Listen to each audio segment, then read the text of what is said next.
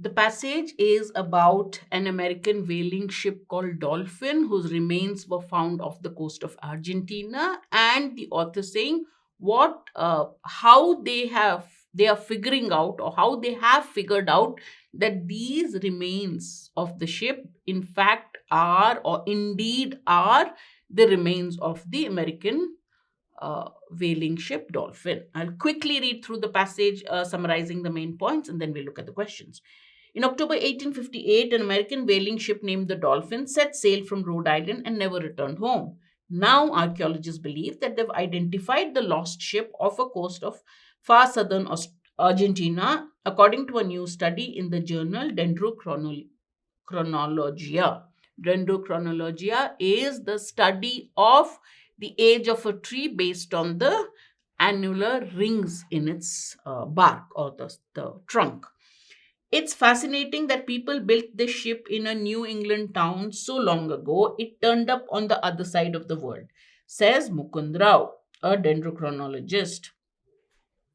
The remains of an unknown. So, how did this whole process come about? The remains of an unknown shipwreck first emerged from the sediment near the coastal town of Puerto Madryn in 2004. So, they found the remains of a ship, okay, in a coastal town. Over the course of the next several years, okay, it took many years, archaeologists excavated the site, found the artifacts that suggested that the vessel might be the Dolphin.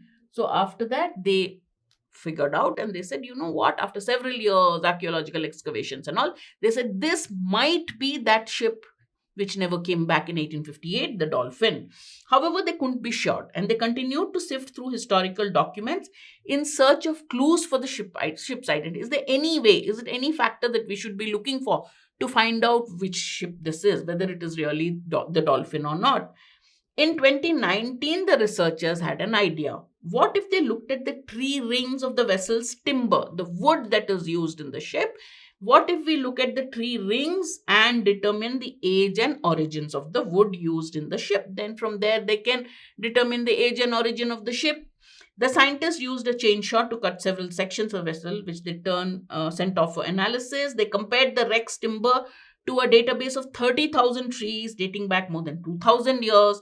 They determined that the vessel's timber, the wood, came from white oak and old growth pine trees. So they figured out that this wood is either from white oak trees or from pine trees. Comparing the wood to samples from specific regions, they also could verify that the pine came from Alabama, Georgia, or northern Florida regions.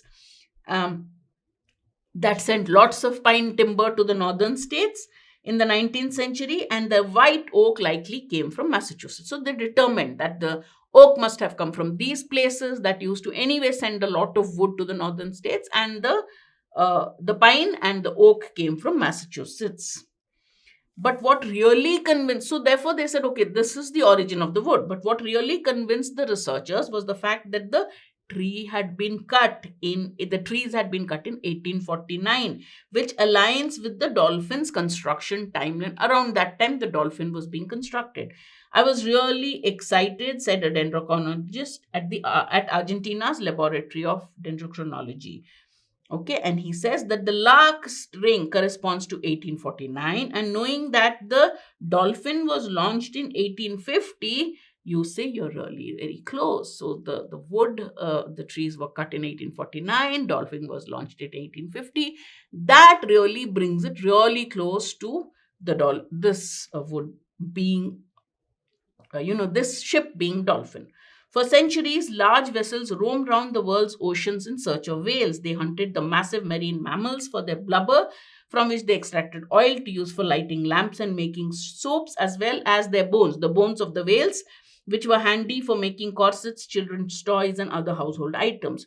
Throughout the 20th century, whalers killed an estimated 2.9 million whales, which led to the catastrophic decline of worldwide populations. Despite a global moratorium or a ban on whale hunting, whaling continues in certain countries like Japan, Iceland, and Norway. Throughout the 1850s, the 325-ton Dolphin roamed round the Atlantic and Indian Oceans Venturing through the Azores and around the Horn of Africa, the ship set off what would be its last voyage in 1858. Based on letters and historical accounts, it likely crashed in Golfo Nuevo off the coast of Patagonia, the region that is now shared by Argentina and Chile. So they've used correspondence to figure out that the last letter that was sent. Based on that, they said it must have crashed around this time, around the area Patagonia, which is now shared by Argentina and Chile. Despite this, the scientists cannot rule out the possibility that the sunken ship is some other American whaler, not necessarily the Dolphin. It might be some other American whaler, because so many ships used to go and hunt for whales.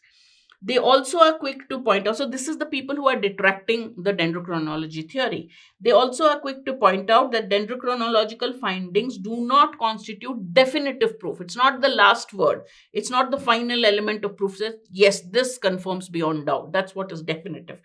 And they've not discovered more conclusive evidence. So this is all the evidence they have. We need more conclusive, definitive evidence. Like the ship's bell, right? Ship's bell normally has the name or the name on the hull. So the bell, the hull, these are more definitive proof, more conclusive evidence of the ship's identity. It's highly likely that the vessel, however, this is the author's last word.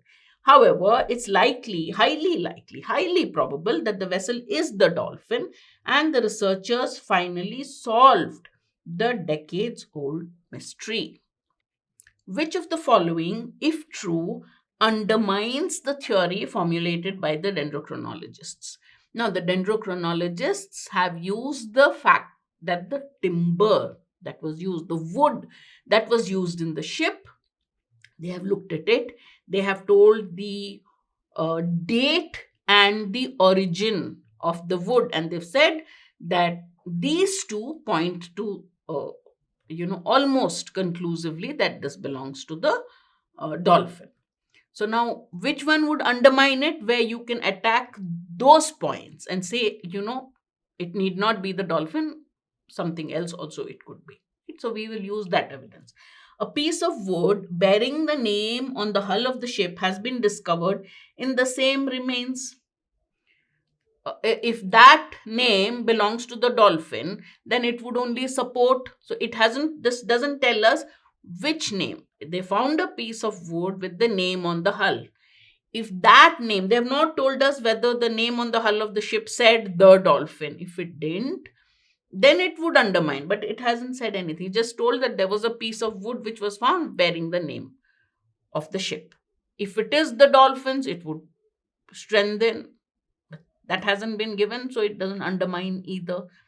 B. Many more ships were constructed using the same material during the same time when the Dolphin was made. This shows that ship, based on the wood, we cannot say this is the Dolphin. If many ships were made at the same time from the same wood, used the same wood, then, and there were many whalers at that time, that is what the scientists said, then this need not be the Dolphin. It could be something else also, right? So therefore, my correct answer is B. Let's quickly look at C and D. The Dolphin was a pirate ship that was operating under the guise of a whaling ship. So we are not looking at what kind of ship the Dolphin was. Whatever was its purpose, as long as the remains are that of the Dolphin, that's all. So it doesn't undermine the theory of the dendrochronologists. As of now, white oak and yellow pine do not grow in and around the place of origin of the Dolphin now. And it never said that the Dolphin's place of origin is where pine and oak grow. Pine and oak must have been sent. Pine was from Massachusetts, oak was from Florida, Georgia. They were sent to these shipbuilding areas. Even then, okay? So now doesn't really, it's many years, many hundreds of years, so it doesn't really matter. All right, so it's irrelevant. Therefore, my correct answer is B. Which of the following, if true, so answer is B.